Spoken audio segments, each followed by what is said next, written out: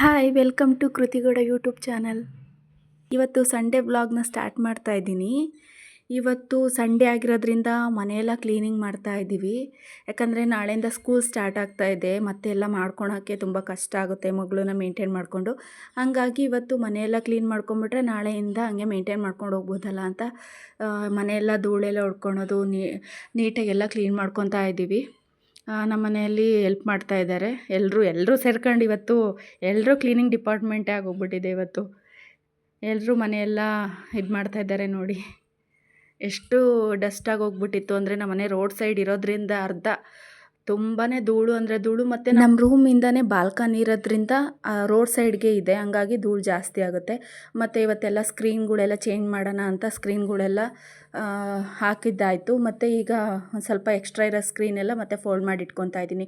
Full ಬಟ್ಟೆಗಳಂತೂ full ರಾಶಿ, ಇವತ್ತು ರಾಶಿ ಮಡ್ಚಿ ಸಾಕಾಗೋಯ್ತು ಗೈಸ್. ಹಾಗೆ ಇವತ್ತೆಲ್ಲ ಅವಳದು ಟಾಯ್ಸು ಅದು ಇದು ಎಲ್ಲ ಫುಲ್ಲು ಕಟ್ಟಿ ಮೇಲೆತ್ತಿಡ್ಬಿಡ್ತಾ ಇದ್ದೀವಿ. ಸುಮ್ಮನೆ ಯಾಕೆ ಇಟ್ಕೊಂಡೆಲ್ಲ ಇದು ಮಾಡೋದು ಅಂತ. ಮತ್ತು ಹಂಗೆ ನಂದು ಜ್ಯುವೆಲರೀಸು ಅವು ಇವು ಎಲ್ಲದೂ ತುಂಬಾ ಅಳ್ಟ್ಕೊಂಡ್ಬಿಟ್ಟಿತ್ತು. ನಾವೇನು ತೆಗ್ದೇ ಇರಲಿ, ಎಷ್ಟೊಂದು ದಿನ ಆಗೋಗಿತ್ತು. ಹಂಗಾಗಿ ಎಲ್ಲ ನೀಟಾಗಿ ಜೋಡಿಸಿಡ್ತಾ ಇದ್ದೀನಿ. ಇಲ್ಲಾಂತಂದರೆ ಸುಮ್ಮನೆ ಹಾಳಾಗ್ತಾ ಇರುತ್ತೆ. ಮತ್ತು ಅವಳಿಗೂ ಸ್ಕೂಲಿಗೆ ಏನಾದ್ರು ಬೇಕಾಗ್ತಾ ಇರುತ್ತೆ, ಕ್ಲಿಪ್ಪು ರಿಬ್ಬನ್ಸು ಅವೆಲ್ಲ ಇರಲಿಲ್ಲ. ಹಂಗಾಗಿ ತಕ್ಕೊಳ್ಳೋಣ ಅಂತ ಇವತ್ತೆಲ್ಲ ಓಪನ್ ಮಾಡಿ ನೋಡ್ತಾ ಇದ್ದೀವಿ, ಏನೇನಿದೆ ಏನೇನಿಲ್ಲ ಅಂತ. ಮರ್ತೇ ಹೋಗ್ಬಿಟ್ಟಿತ್ತು ಗೈಸ್. ಹಂಗಾಗಿ ಇವತ್ತೆಲ್ಲ ತೆಗ್ದು ನೋಡಿ ನೀಟಾಗೆಲ್ಲ ಆರ್ಗನೈಸ್ ಮಾಡಿ ನೀಟಾಗಿ ಎತ್ತಿಡೋಣ ಅಂತ ಇಡ್ತಾ ಇದ್ದೀನಿ. ಇವತ್ತೆಲ್ಲ ಬರೀ ಕ್ಲೀನಿಂಗ್ ಡಿಪಾರ್ಟ್ಮೆಂಟೇ ಆಗಿರೋದ್ರಿಂದ ಪ್ರತಿಯೊಂದು ಕ್ಲೀನಿಂಗು ಮತ್ತು ವಾಷಿಂಗ್ ಹಾಕ್ತಾಯಿದ್ದೀನಿ. ಬಟ್ಟೆ ವಾಶ್ಗೆ ಹಾಕ್ಬಿಟ್ಟು ಮತ್ತು ನೆಕ್ಸ್ಟು ಪಾತ್ರೆ ಎಲ್ಲ ನಮ್ಮ ಮನೆಯವ್ರ ಪಾತ್ರೆ ಎಲ್ಲ ತೊಳ್ಕೊಟ್ರು ಗೈಸ್. ನೋಡಿ ಎಷ್ಟೊಂದು ಪಾತ್ರೆ ಬಿದ್ದಿತ್ತು ಅಂದರೆ, ತುಂಬ ಒಂದು ಲಾಡ್ ಪಾತ್ರೆ ಬಿದ್ದಿತ್ತು. ಮತ್ತು ಹಂಗೆ ನೀರು ಕಾಯ್ಸೋಕೆ ಇಟ್ಟಿದ್ವಿ. ಹಾಗೆ ನನ್ನ ಮಗಳಿಗೆ ಸ್ನಾನ ಮಾಡಿಸ್ದೆ, ಚಿಕ್ಕ ಮಗಳಿಗೂ ಮತ್ತು ದೊಡ್ಡ ಮಗಳಿಗೂ ಸ್ನಾನ ಮಾಡಿಸ್ದೆ.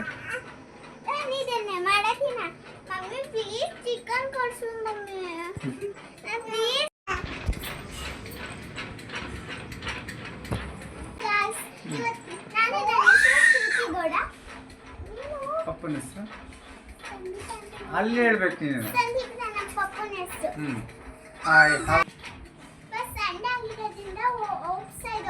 ಮನೆ ಹತ್ರ non veg very favourite. No weekly one time, Sunday time. ನಾಳೆ ಸ್ಕೂಲ್ ಸ್ಟಾರ್ಟ್ ಆಗ್ತದೆ. ನಾಳೆ ಸ್ಕೂಲ್ ಸ್ಟಾರ್ಟ್ ಆಗ್ತದೆ.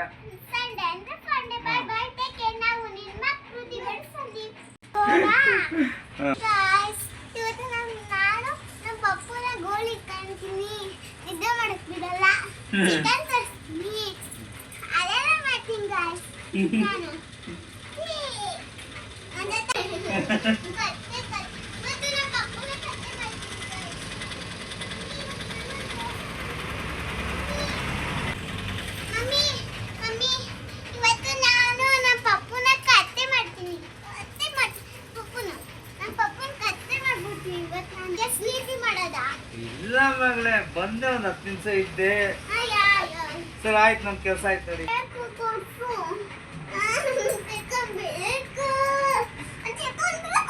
ನೋಡ್ಬೋದು ಹಿಂಗ ಆಡ್ತಾಳೆ ಇವಳು.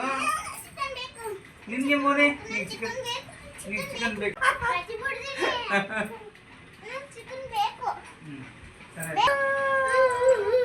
ಇಡೆ ಹಾ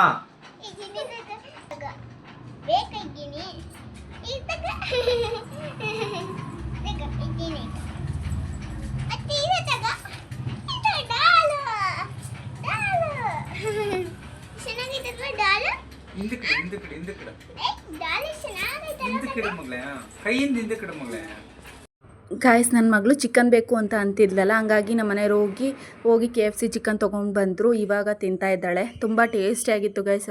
ಯಾವ ಥರ ಇತ್ತು ಅಂದರೆ, ನಮ್ಮ ಮನೆ ಹತ್ರ ಇಲ್ಲಿ ತುಂಬ ಚೆನ್ನಾಗಿ ಮಾಡ್ತಾರೆ ಈ ಥರ. ನಾವು ಯಾವಾಗಲೂ ಅಲ್ಲೇ ಹೋಗಿ ತೊಗೊಂಡು ಬರ್ತೀವಿ. ಈ ಥರ KFC ಚಿಕನ್ ಅಂದರೆ ಅವಳಿಗೆ ಇಷ್ಟ.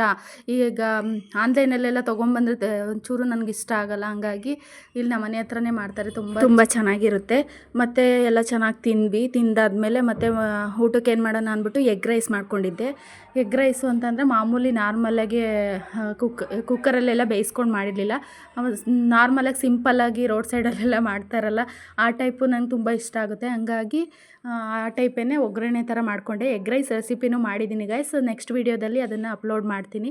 ಮತ್ತು ಚಿಕನ್ ಗ್ರೇವಿ ತೊಗೊಂಬಂದಿದ್ರು. ಚಿಕನ್ ಗ್ರೇವಿ ತುಂಬ ಚೆನ್ನಾಗಿತ್ತು ಗೈಸ್. ಎಷ್ಟು ಖಾರವಾಗಿತ್ತು ಅಂದರೆ ಸೂಪರಾಗಿತ್ತು. ಹಾಗಾಗಿ ತೊಗೊಂಬಂದಿದ್ವಿ. ಮತ್ತು ಈ ಎಗ್ ರೈಸ್ಗೂ ಮತ್ತು ಈ ಗ್ರೇವಿಗೂ ತುಂಬಾ ಕಾಂಬಿನೇಷನ್ ತುಂಬಾ ಚೆನ್ನಾಗಿತ್ತು. ಮತ್ತು ನಮ್ಮ ಮನೆಯವ್ರಿಗೂ ಹಾಕ್ಕೊಡ್ತಾ ಇದ್ದೀನಿ, ಮತ್ತು ನನ್ನ ಮಗಳಿಗೂ ಹಾಕ್ಕೊಟ್ಟೆ. ಮತ್ತು ಇವಾಗ ನಾನು ತಿಂತಾಯಿದ್ದೀನಿ. ತುಂಬ ಟೇಸ್ಟು ಮತ್ತು ತುಂಬಾ ಖಾರ ಇತ್ತು. ನನಗೆ ಖಾರ ಅಂದರೆ ತುಂಬಾ ಒಂದು ಸ್ವಲ್ಪ ಕಷ್ಟ. Thank you guys.